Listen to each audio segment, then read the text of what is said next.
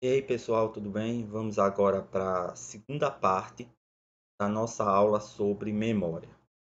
Na aula anterior, a gente estudou principalmente sobre os sistemas de memória. A gente viu que a memória não é um fenômeno único, existem diferentes sistemas de memória, cada um podendo ser dividido inclusive em subsistemas. E a gente viu que cada um desses sistemas tem seu próprio modo de funcionamento. Inclusive tem bases neurais, substratos neurais distintos. Tá? Recordando, os dois tipos principais são a memória declarativa, que pode também ser chamada de memória explícita, e a memória não declarativa, ou memória implícita.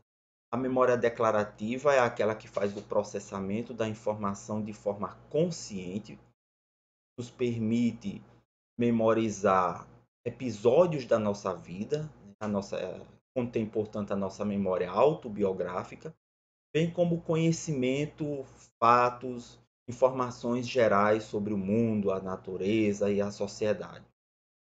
Enquanto que a memória não declarativa, o processamento da informação acontece de forma automática e inconsciente. Como exemplo principal, nós temos aprendizagem de hábitos, procedimentos e rotinas de uma maneira geral. Cada uma tendo o seu substrato. E como a gente viu, por exemplo, no caso do paciente HM, que passou pela remoção cirúrgica das porções mediais dos dois lobos temporais, como essa região do lobo temporal medial é um substrato neural importante para a memória declarativa, ele teve um prejuízo de memória declarativa, né? Ele perdeu a capacidade de consolidar a informação da memória declarativa para longo prazo. No entanto, permaneceu íntegra a sua capacidade de memória implícita, de memória não declarativa, pois é um sistema de memória que depende de outras estruturas cerebrais, como o cerebelo e os núcleos da base.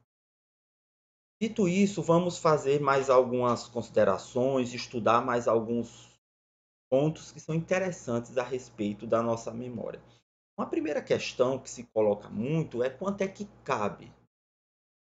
Quando a gente fala, por exemplo, de memória na área de computação, de informática, a gente pode dizer que um dispositivo de memória USB, né, um pendrive, por exemplo, pode ter 4 gigabytes de memória, 8 GB de memória.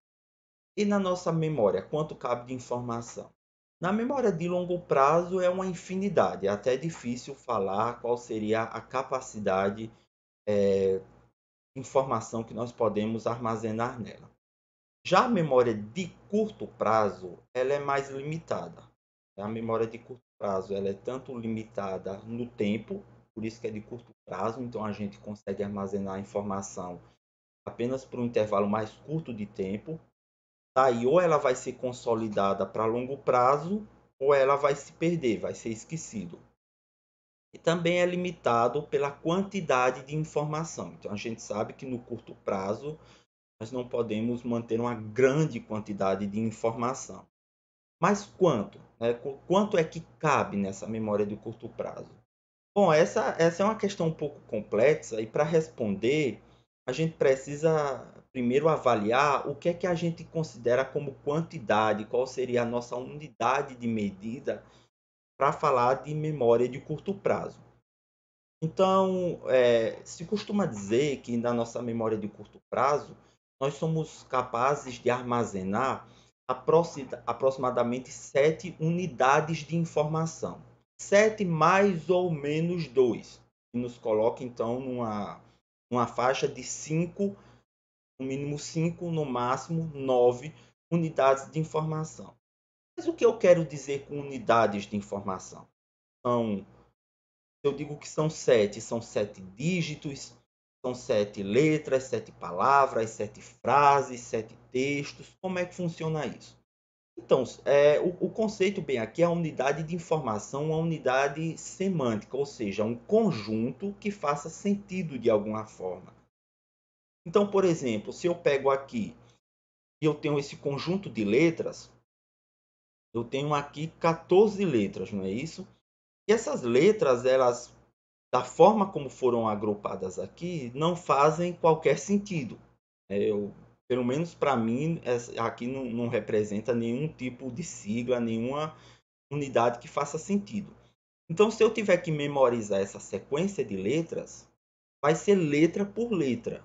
Então, eu vou gastar da minha memória de curto prazo 14 unidades de informação, o que é bem mais do que a capacidade comum que nós humanos temos de memória de curto prazo.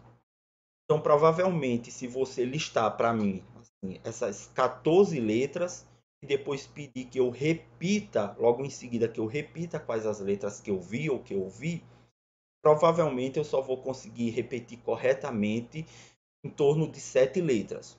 No mínimo 5, no máximo algo em torno de 9, tá certo? Mas se eu pegar essas mesmas letras, essas mesmas 14 letras e agrupá-las dessa forma, aqui agora a situação mudou.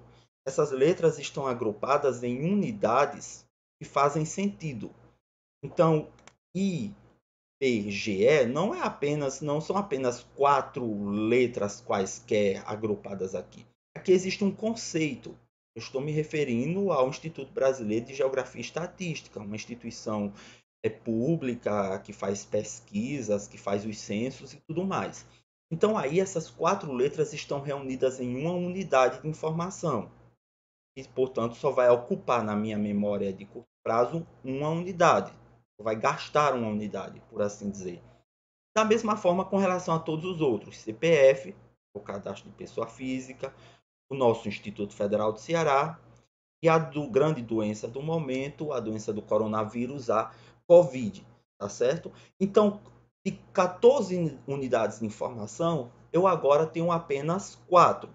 Mas veja, gente, é a mesma quantidade de letras daqui e inclusive são as mesmas letras, apenas agrupadas de uma forma diferente. Então, quando eu digo que são 7 unidades de informação, essas unidades podem ser dígitos numéricos, podem ser letras, podem ser palavras, podem ser frases, enfim, depende de como você vai conseguir agrupá-las na sua mente. Esse agrupamento vai se dar principalmente, a melhor forma que a gente tem de agrupar isso é pelo significado, é o agrupamento semântico.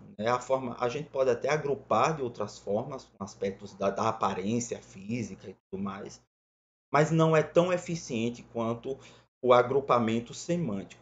Isso por quê? Porque é a forma como a nossa própria memória funciona. Tá? Então, na nossa memória, os itens eles estão memorizados através de uma rede de significado, que é o que a gente chama também, então, de uma rede semântica, né? Porque o termo semântico remete ao conceito de significado. Então, se a gente pegar, por exemplo, um item que está na nossa memória, por exemplo, a palavra vermelho, por um lado, o vermelho é o nome de uma cor, e nisso ele forma uma rede com todas as outras palavras que significam cores, como verde, amarelo, laranja, azul, verde, roxo e assim por diante. Por outro lado, é um conceito, uma unidade de informação que mantém uma relação com objetos, utensílios e ferramentas diferentes, itens da natureza que apresentam cor vermelha ou cor avermelhada, como um carro de bombeiro, como algumas frutas que são vermelhas, maçã e cereja, eventos da natureza que têm uma coloração avermelhada, como o nascer e o pôr do sol, e assim por diante. E veja que a rede continua. Então, o caminhão de bombeiro mantém relação com o vermelho, por ele ser vermelho, mas ele é um veículo. E, em sendo um veículo, está em associação semântica com a própria palavra veículo, né, que por sua vez tem associação com carro, que por sua vez tem associação com ônibus, que o caminhão, e assim por diante. Tá? Isso, por um lado, é bom. Na verdade, eu diria até que, de maneira geral, é muito bom, porque nós não teríamos condições primeiro, de pensar adequadamente. Para a gente pensar, para a gente entender o mundo, a gente tem que ligar as coisas. Tá? E nem a gente poderia armazenar tanta informação de uma maneira solta. A gente tem que e ligando o conhecimento que chega ao conhecimento prévio, ao conhecimento que já existia.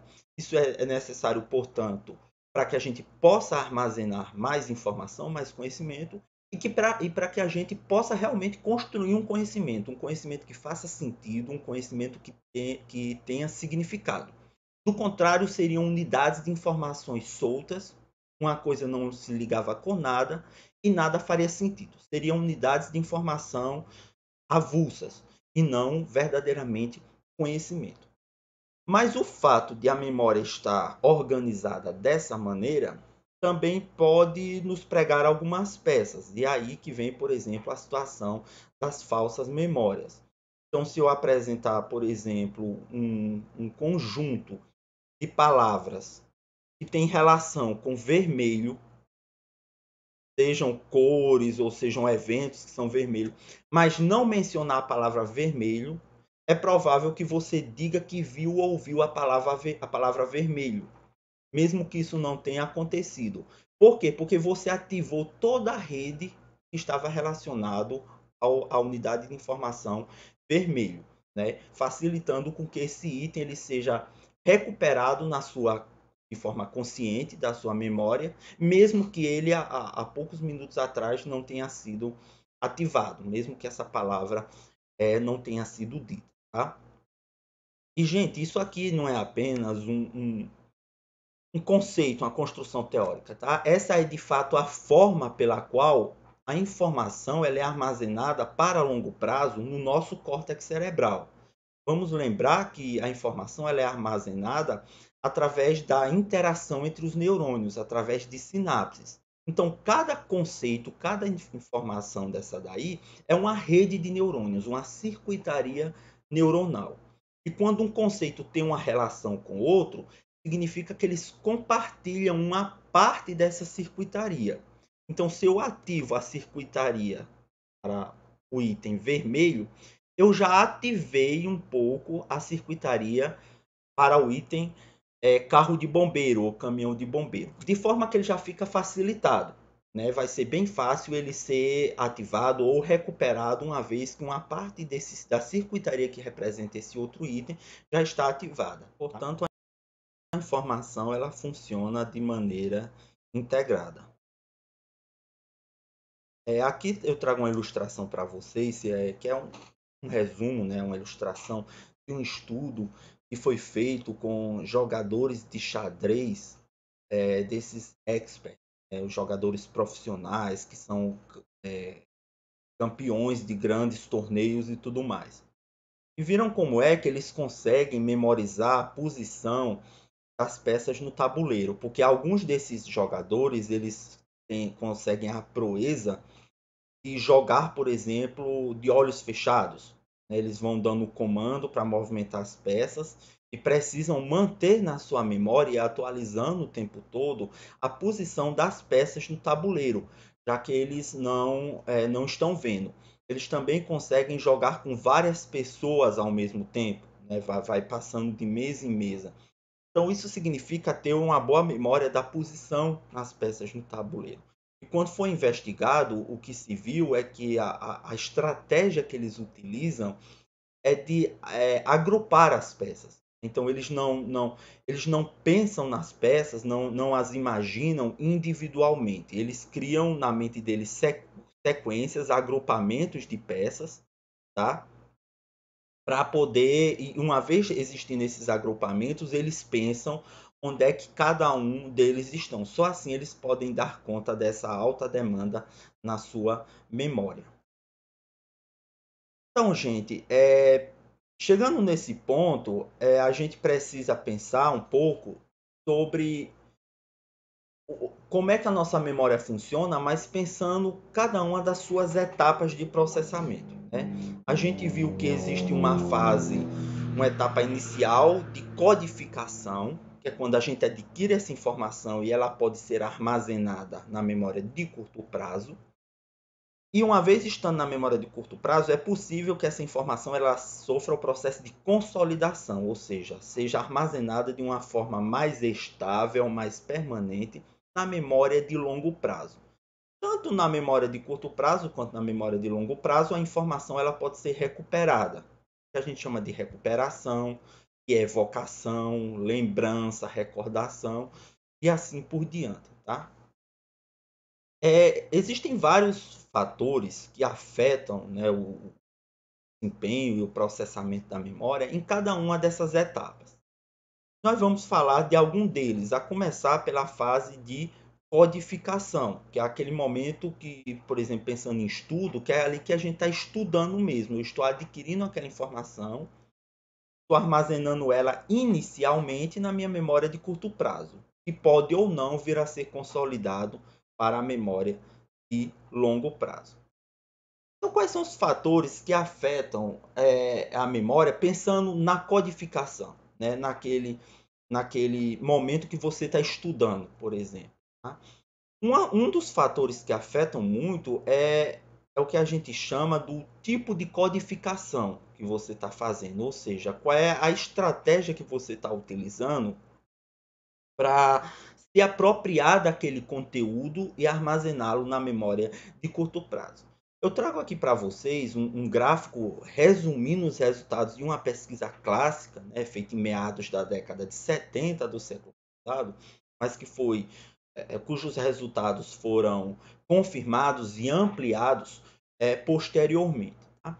Esse experimento foi feito da seguinte forma: foi apresentado para os participantes da pesquisa uma lista de palavras. Uma lista de palavras que eles teriam que memorizar e que depois eles teriam que passar por uma fase de teste, onde seria perguntado quais as palavras que eles lembravam daquela lista que eles treinaram, que eles estudaram anteriormente. Só que essas listas elas foram estudadas em três condições, porque cada grupo de participante era solicitado a fazer um tipo de avaliação diferente daquela lista. Tá? Então, teve um grupo de participantes da pesquisa e pediram a eles para eles observarem com o que a palavra se parece. Tá? Então, para analisar aspectos visuais da palavra, né? Para olhar a questão do tamanho das letras, da forma, né? Olhar também se estava sendo escrito com letra maiúscula, com letra minúscula, então apenas os aspectos visuais. Tá? Num primeiro momento foi isso que pediram a eles. Para falar a verdade, eles nem sabiam que ia ter um teste de memória depois, exatamente. Pediram para que eles vissem aquela lista e observassem aspectos de forma, aspectos visuais das palavras. Ou seja, a questão da aparência. Né? Já para um segundo grupo, pediram para eles avaliarem, eles prestarem atenção como é que as palavras soavam. Né? A questão do som, os aspectos acústicos, por exemplo. Veja se essa palavra rima com tal palavra. Tá? Então, aspectos fonológicos sonoros da palavra. Para um terceiro grupo, pediram para que eles avaliassem o significado. Né? Então, se a palavra aparecia numa frase, pediam para eles dizer qual o significado, o que significa essa palavra. Tá? Então, era um aspecto semântico, um aspecto de significado mesmo. Ok, cada grupo fez a sua sessão de treino e depois teve uma sessão de teste, onde cada grupo foi solicitado a dizer, né, listar todas as palavras que lembraram. E o que é que a gente obteve de resultado? Tá? Que a proporção de palavras lembradas, ou lembradas corretamente, né, foi diferente entre os grupos. Aquelas pessoas que analisaram os aspectos visuais da palavra foram os que lembraram menos, as que avaliaram os aspectos sonoros, acústicos, lembraram um pouco mais, mas ainda assim não foi lá grande coisa.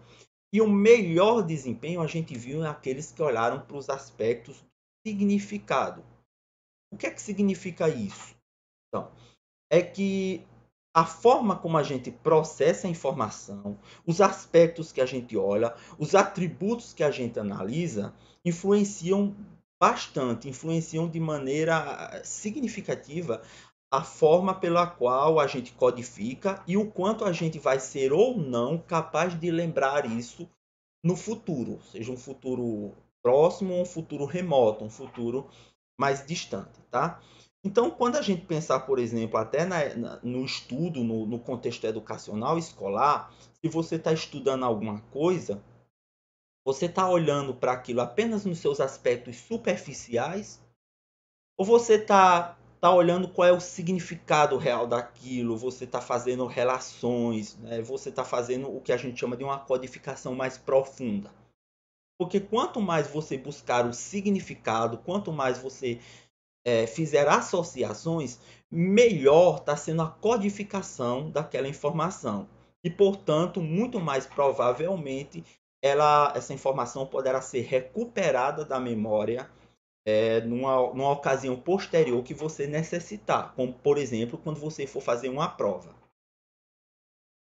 A gente tem também vários outros estudos, né, que mostram o quanto a situação, a relação entre a codificação e a recuperação podem afetar o desempenho da memória.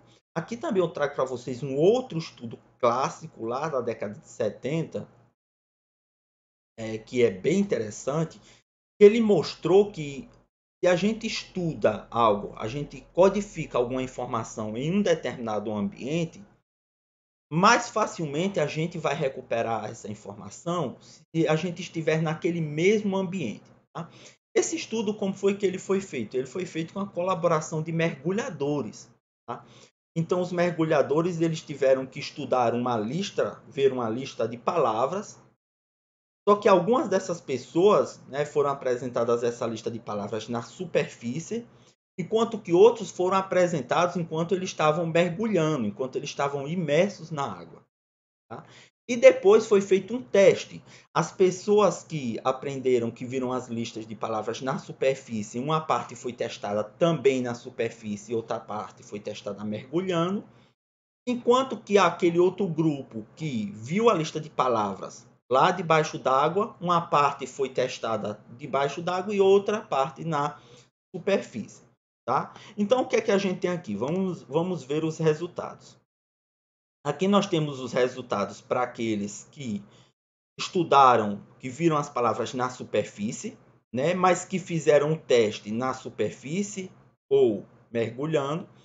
E aqui o resultado para aqueles que fizeram a sessão de treino mergulhando, né, o ambiente subaquático, e que fizeram um teste na superfície ou mergulhando.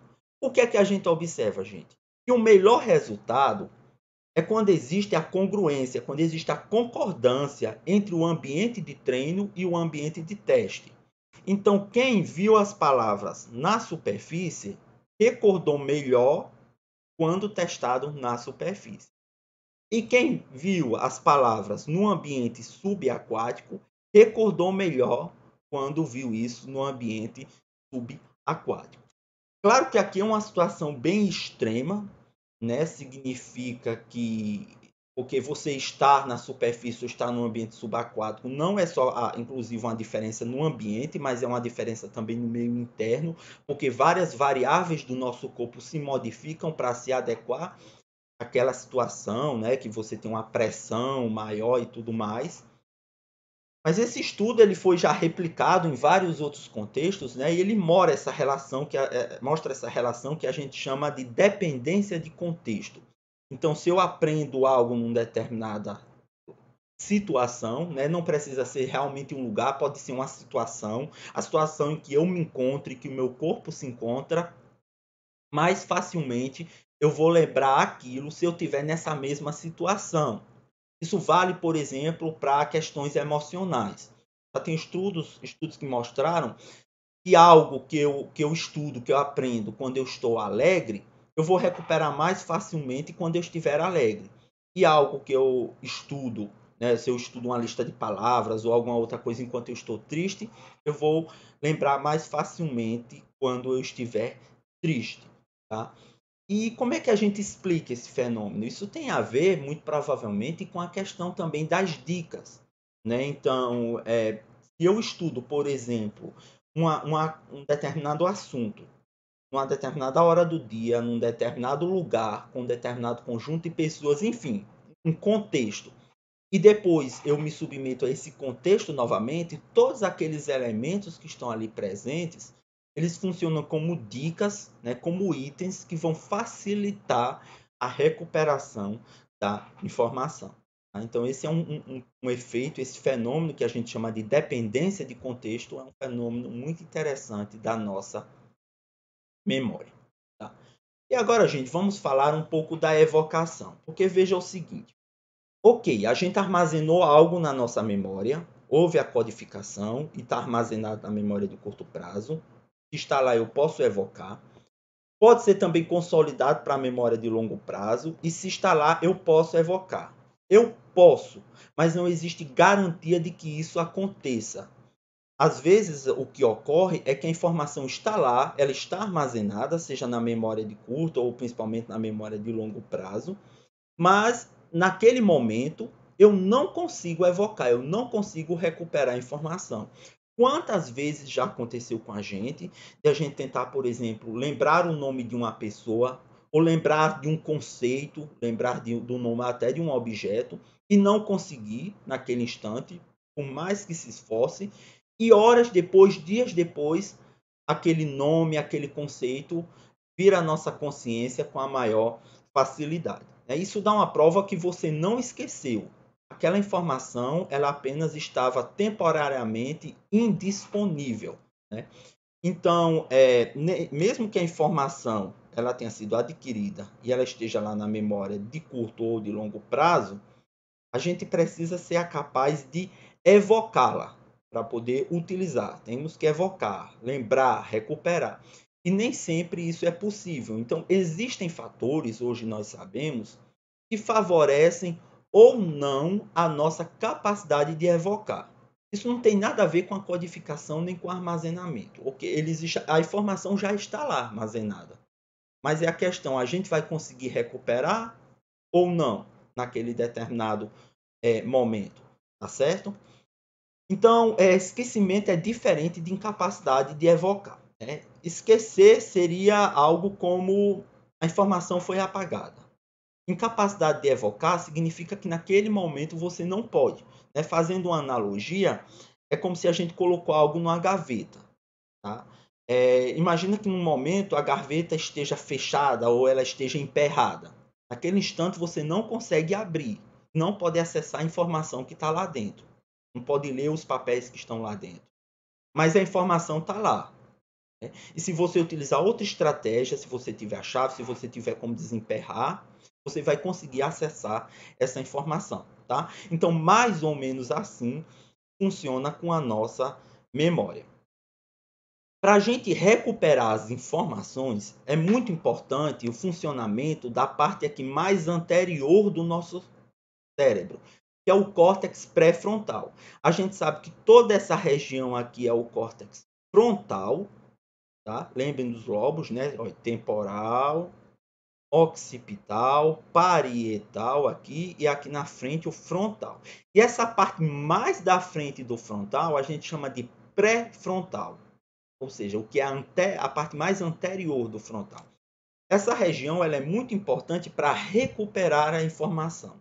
Porque lembrem, a gente estudou na aula anterior que a informação ela fica armazenada de forma distribuída. Né? Então a informação está aqui, ó, distribuída por todo o nosso córtex. O que o pré-frontal vai fazer? Ele vai reunir toda aquela informação distribuída e criar uma representação única. A gente não lembra das coisas de forma fragmentada. A gente lembra, inclusive, se eu for lembrar um episódio da minha vida, eu lembro o que, onde, quando, lembro os aspectos visuais, os aspectos auditivos, eu lembro quais eram as pessoas que estavam lá, eu lembro o que elas disseram. Então, o frontal, quem vai chamar toda essa informação e vai reunir. Tá?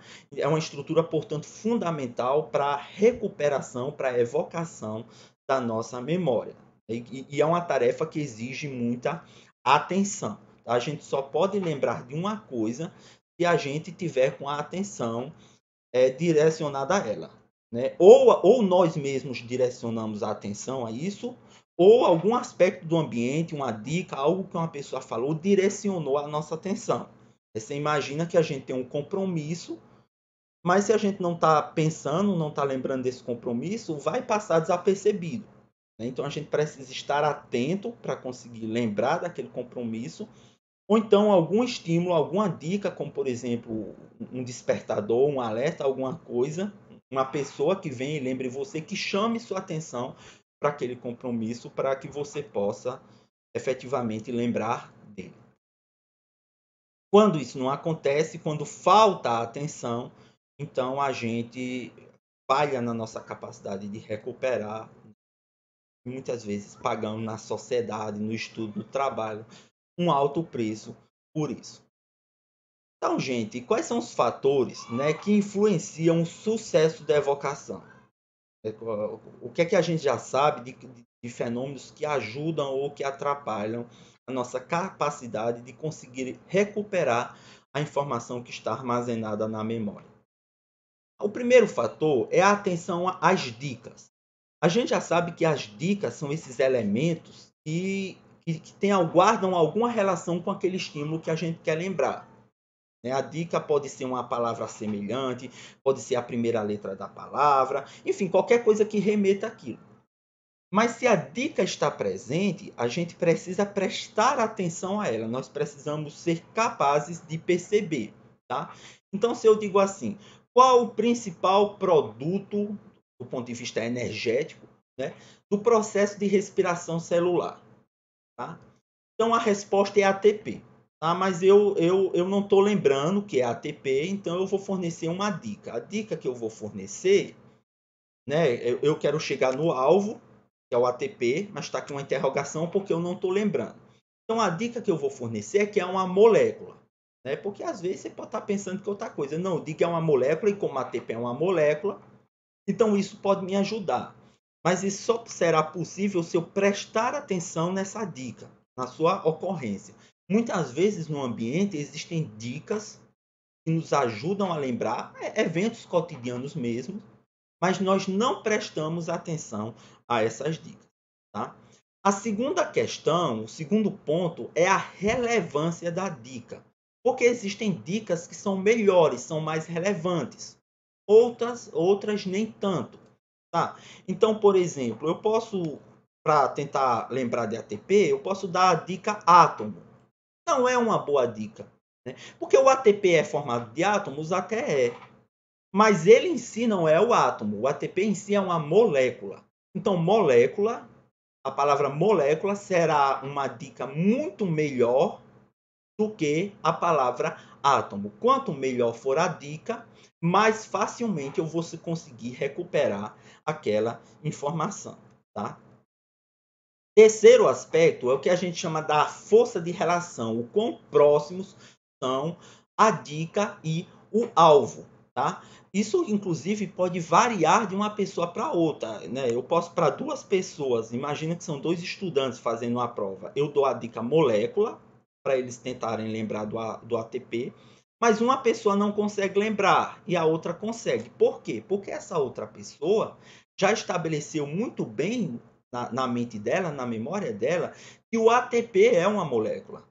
Ela entende muito bem isso. Então, esses dois conceitos estão muito próximos, eles estão muito interligados. Né? Então, quando você fala ATP, já ativa, né? Ativa lá naquela rede, que inclusive é uma rede de neurônios, já ativa o conceito ATP. Para outra pessoa, essa relação é muito fraca, né? Ela nunca pensou, associou bem que o ATP é uma molécula, portanto, para ela a molécula não vai ser uma boa dica. O quarto aspecto é o número de dicas, porque quanto mais dicas eu tiver, melhor será a probabilidade de que eu possa recuperar o item. Então, inicialmente eu digo, vá lá, né, o produto energético da respiração celular. Você não lembra, que é o ATP, você não lembra. Aí eu digo molécula, você ainda não lembra. Aí eu vou dar outra dica. Eu digo que são 3 letras e a primeira letra é um A. Aí já ficou mais fácil para você lembrar que é ATP. Tá? Eventualmente será necessária uma terceira dica. Quanto mais dicas, mais eu estou ativando itens que estão relacionados àquela palavra-alvo na minha rede, da rede de significados da minha memória e, portanto, mais facilmente o item será lembrado. Tá? E por fim, gente, é a própria força do alvo, ou seja, o quanto esse item, que é o ATP, ele está bem estabelecido na minha memória. Porque se é um conceito que eu estudei muito, que ele está presente de uma forma, vamos dizer assim, mais forte, mais permanente na minha memória, mais facilmente ele será recuperado. Basta uma pequena dica, por exemplo. Já se eu não estudei muito sobre ATP, eu não entendo bem o que é e tal, ele não está na minha memória, mas de uma forma muito lábil, muito superficial. Então é um alvo que não tem força, então ele por si só terá mais dificuldade de ser lembrado, tá certo? Então quanto mais forte presente o item, mais forte ele será recordado. Para além desses aspectos que dizem bem respeito à relação entre dicas e estímulo-alvo, o que é que a gente sabe que mais influencia na evocação? É uma grande quantidade de coisas, gente. Mas, assim, alguns mais exemplos que a gente pode dar é o tipo de teste. Então, a própria forma como você questiona, como você pergunta, pode determinar se você será ou não capaz de lembrar, né? Então, eu posso perguntar qual é a moeda energética da célula de duas formas, né? Eu posso simplesmente perguntar, né? E aqui tem um teste que a gente chama de, quando a gente fala em teste de memória, é um teste de recordação simples, né? Então, ou a pessoa lembra ou ela não lembra. Ou eu posso perguntar dessa forma aqui, dando alternativas, das quais uma é a certa. E nesse caso aqui, que é no contexto de avaliação escolar, que a gente chama de questão de múltipla escolha, veja que eu tenho vários itens, e um desses é o item que eu quero lembrar. Então, quando o próprio item se apresenta, é muito mais fácil que eu lembre dele, enquanto sendo a moeda energética da célula. Tá? Então, isso faz assim a gente pensar muito sobre essa questão, se você sabe, não sabe, se você lembra, não lembra. Né? Porque eu coloco dessa forma, eu vou dizer, não, eu não lembro. Mas se eu fizer a pergunta dessa forma, talvez eu lembre. Então, eu sabia ou não sabia? Quando a pergunta foi feita, assim, uma pergunta de resposta aberta, eu vou dizer, não, eu não sei. E aqui eu vou dizer que eu sei. Na verdade, eu sabia. O que ocorre é que num contexto eu consegui lembrar, no outro não.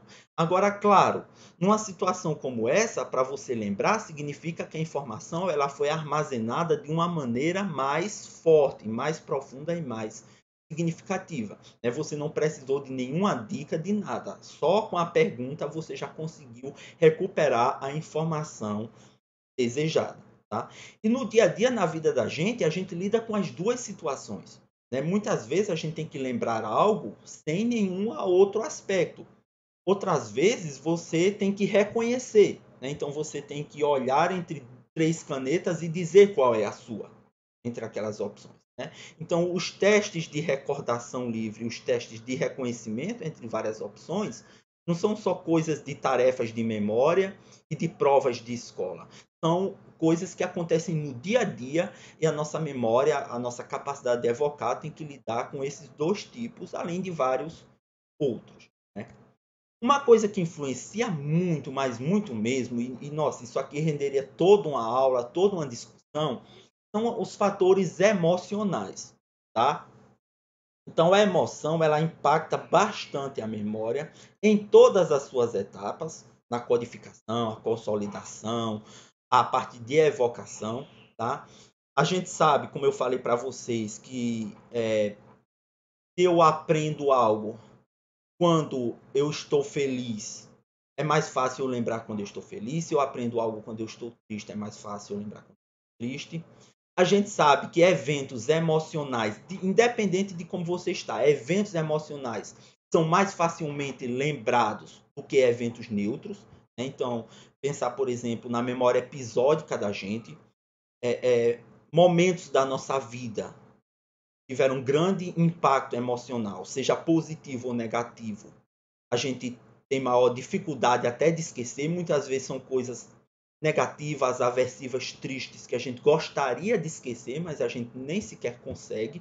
Tão forte isso fica na nossa memória, tá? A gente sabe que quando a gente está num estado de humor, a gente mais facilmente lembra coisas da nossa vida que têm um humor congruente. O que é que eu quero dizer com isso? Que se agora, hoje, eu estou feliz, é mais fácil eu lembrar coisas felizes da minha vida. E se hoje eu estou triste, é mais fácil eu lembrar coisas tristes da minha vida. Isso tem um impacto muito grande, inclusive, na saúde mental, né? Porque, por exemplo, se eu estou triste e eu começo só a lembrar mais de coisas tristes, isso faz com que eu crie uma percepção negativa de mim mesmo, né? Isso pode entrar numa alça de retroalimentação. Cada vez eu fico mais triste, cada vez eu lembro de coisas tristes e me sinto com humor negativo. E isso, em parte, né, pelo lado cognitivo, explica os processos de depressão, né? Que a gente sabe, por exemplo, que as pessoas com depressão têm um viés de memória para coisas negativas muito forte. Tem até alguns estudos que são muito interessantes, que ele mostram, você pega, por exemplo, 20 pessoas saudáveis do ponto de vista de saúde mental e afetiva e 20 pessoas com depressão. E mostra ela listas de palavras, tanto palavras neutras, nome de objetos, por exemplo, simples, quanto palavras negativas. O que é uma palavra negativa? Tristeza, morte, perda, derrota, e assim por diante, tá? E depois, né, os dois grupos de pessoas, saudáveis e com depressão, viram as listas de palavras, tanto neutras quanto negativas. Quando vai na hora de lembrar, as pessoas com depressão, elas têm um viés que elas lembram mais das palavras negativas, né? O que dá um indício que é uma memória que processa favoravelmente tudo que é negativo. E com isso a pessoa vai se lembrando tudo que é ruim que acontece na sua vida e não lembra das coisas neutras e principalmente das coisas negativas, tá? Então, o que a gente sabe é que a emoção influencia de várias formas. De fato, é muito complexa a relação da emoção com a memória. E por fim, a gente também sabe que no momento de lembrar, no momento de recordar algo, uma emoção muito intensa, principalmente uma emoção negativa, como a de medo, é capaz de causar um bloqueio. Tá? Aí vem o famoso branco que a gente tem muitas vezes na hora de uma prova. Você fica muito ansioso, estava nervoso com a prova. Chega lá, você tem aquela típica resposta de medo, né? Você sua, você tem taquicardia.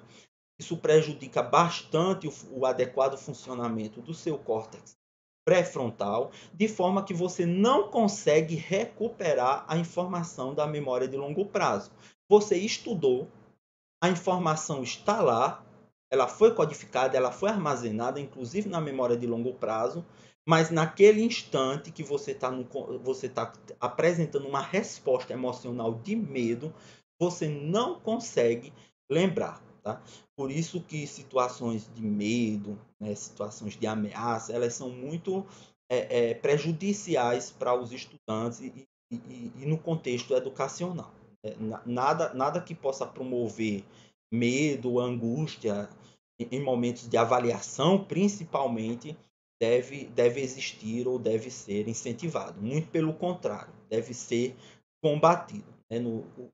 A educação não deve permitir ou favorecer situações de medo ou situações de estresse. Elas são muito prejudiciais. Sem falar na nossa saúde de uma maneira geral. Tá? Então, gente, para resumir aqui, né, para que eu lembre algo, eu preciso codificar, ou seja, eu preciso adquirir essa informação. Eu preciso armazenar isso na minha memória, se puder na minha memória de longo prazo, para que isso seja acessível por muito tempo.